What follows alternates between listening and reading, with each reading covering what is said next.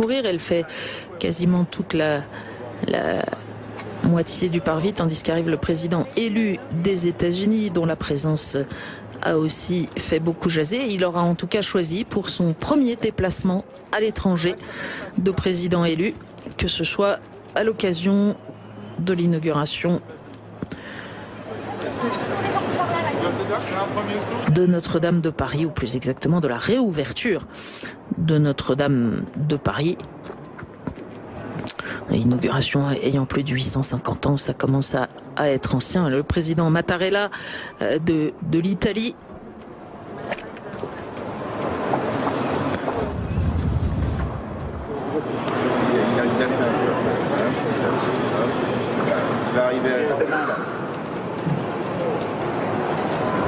et le président Trump, Emmanuel Macron qui se saluent, qui se sont déjà rencontrés dans la journée, tout comme d'ailleurs Volodymyr Zelensky a eu l'occasion de s'entretenir avec le président Macron.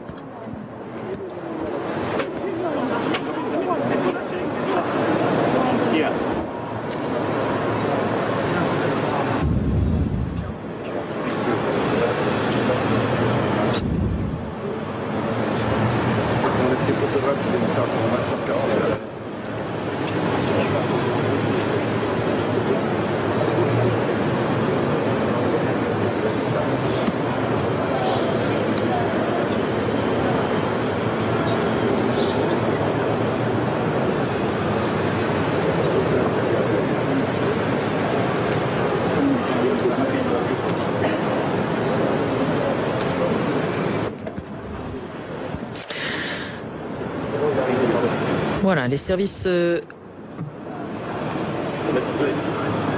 protocolaires et de sécurité accompagnent chacun des chefs d'État discrètement à sa place dans la cathédrale, comme je vous le disais. Et c'est l'affaire maintenant de quelques instants avant que ne commence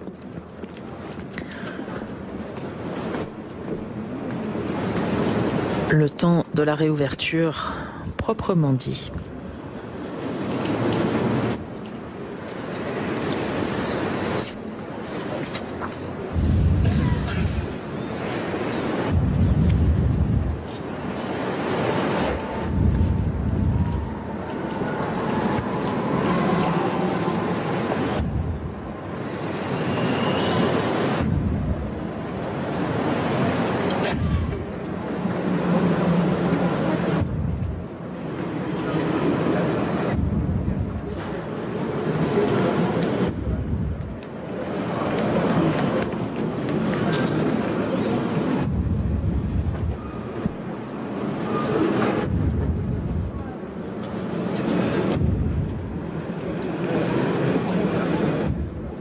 Évidemment, le président élu des États-Unis accompagné par un très large dispositif de sécurité.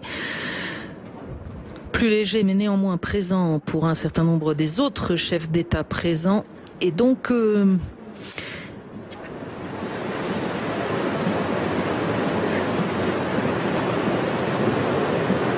vous imaginez la complexité protocolaire, mais aussi tout simplement d'organisation pour faire droit aux requêtes de sécurité, aux préséances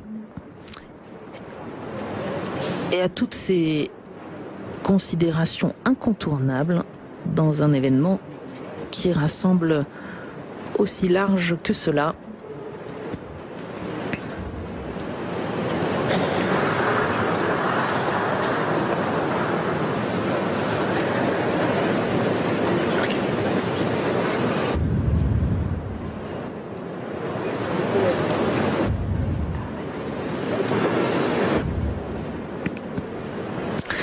Vous avez aperçu les bannières qui représentent les paroisses parisiennes qui remonteront tout à l'heure la nef.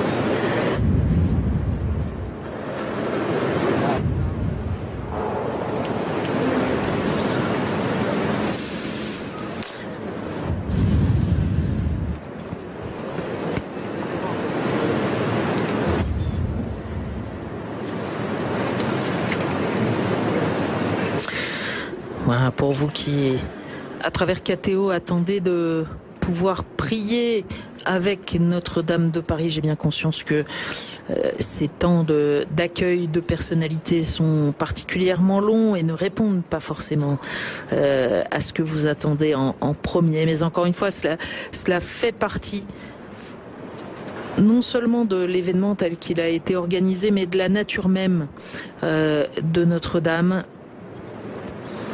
Église mère de Paris, église mère de la France.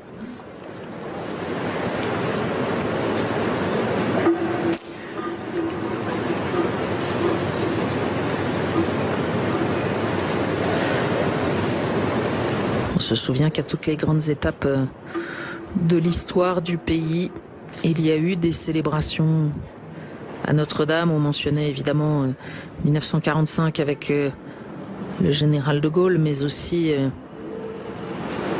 beaucoup plus récemment, on peut se souvenir avec émotion d'une Marseillaise jouée à l'orgue par Olivier Latry, alors que le pilier de la Vierge était éclairé en bleu, blanc, rouge. C'était lors de la messe en hommage aux victimes des attentats de Paris en 2015. Voilà, on voit encore quelques chaises vides, dont vraisemblablement manque encore quelques personnalités.